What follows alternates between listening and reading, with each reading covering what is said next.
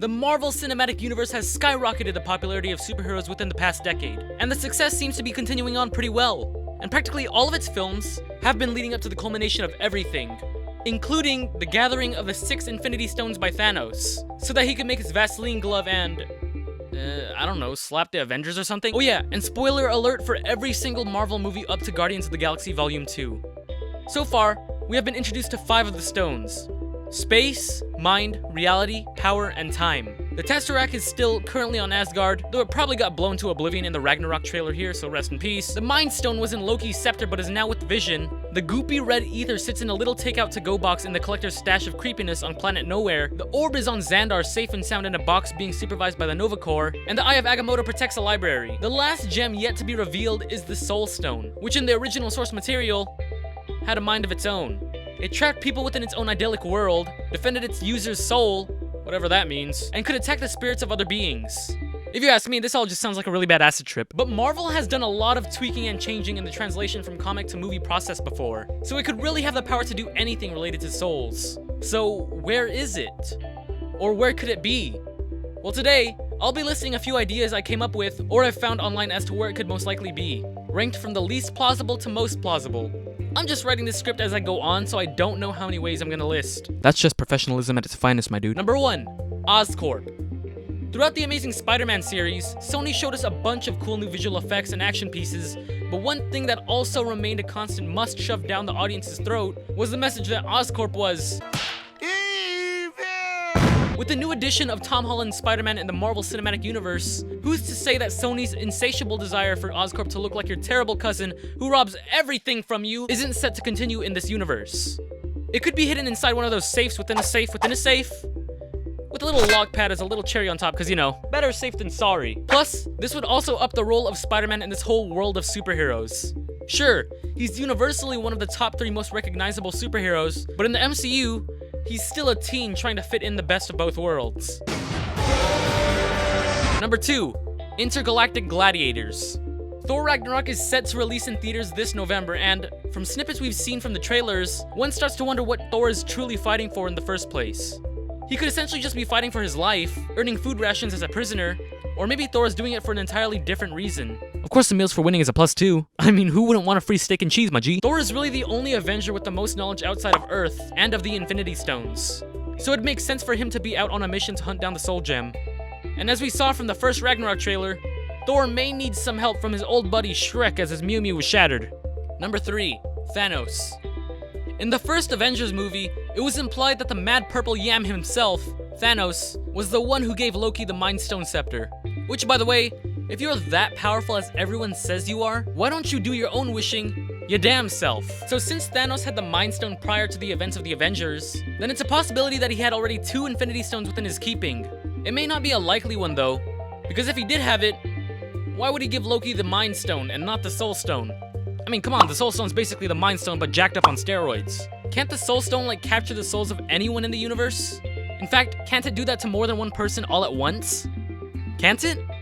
No, seriously, can it? I'm legitimately asking, I don't know. Number 4, Black Panther Herb.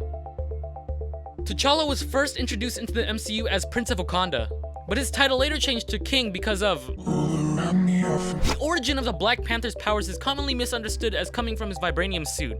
In actuality, his superhuman features come from a special herb every King of Wakanda consumes, and from some other connections to the Panther God, and obtaining all of the knowledge and abilities of all of his predecessors as the Black Panther. He's basically the natty version of Captain America. What they could do with this rich lore is change this mystical herb to the Soul Stone.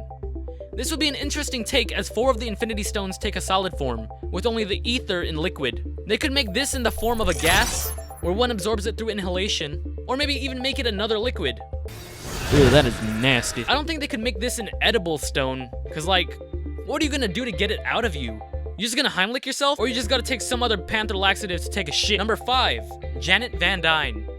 The approach Marvel planned to take with Ant-Man seemed a little peculiar when comedian actor Paul Rudd was cast as the main protagonist. But to much surprise, the choice was an excellent move on Marvel's part, as one could argue that he was one of the best parts of Captain America Civil War. In the film Ant-Man, in 1987, The original Ant-Man Hank Pym and his wife Janet Van Dyne were on a mission to disarming a foreign ballistic missile, but Janet went subatomic and got lost or something. Kinda like when your pencil falls off your desk in class and then you look down and entered another dimension because it's nowhere to be found. The sequel of the film is set to debut just after Avengers 3 and before Avengers 4, with the title officially named Ant-Man and the Wasp.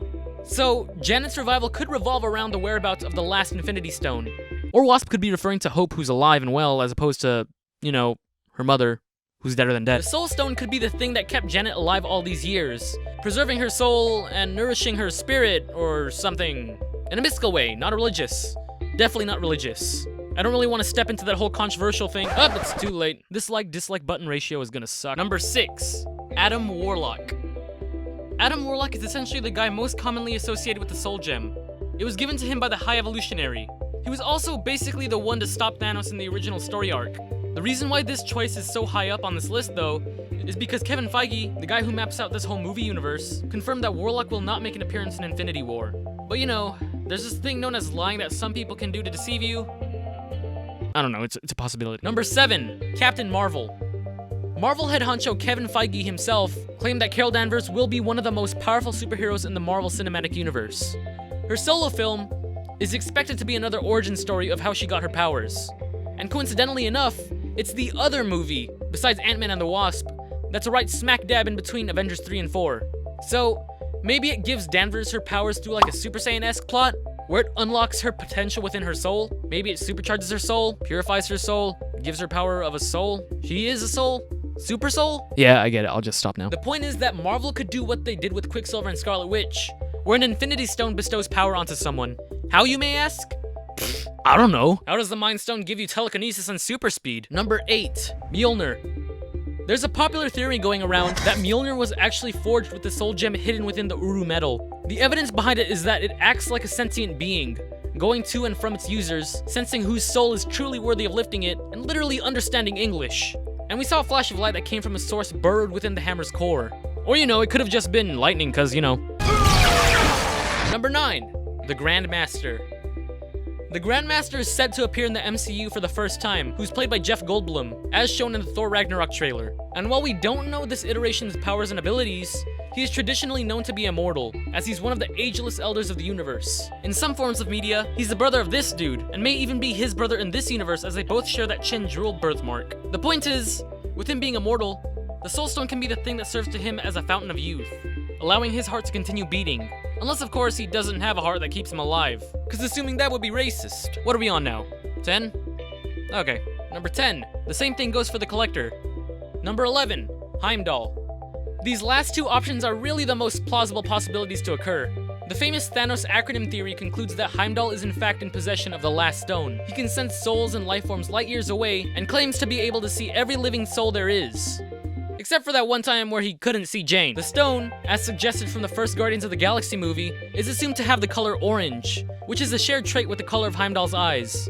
If you haven't heard the idea already, basically the stones supposedly spell out Thanos' name. The T in Tesseract, A in Ether, N in Necklace, O in Orb, and S in Scepter. The only thing missing is the H, which perfectly fits Heimdall's name. There are a few cracks in this concept, as the Time Stone isn't really referred to as the Necklace in Doctor Strange. Its name is the Eye of Agamotto, so that's a stretch. And the Mind Stone is currently with Vision and no longer in the Scepter, so there goes the S.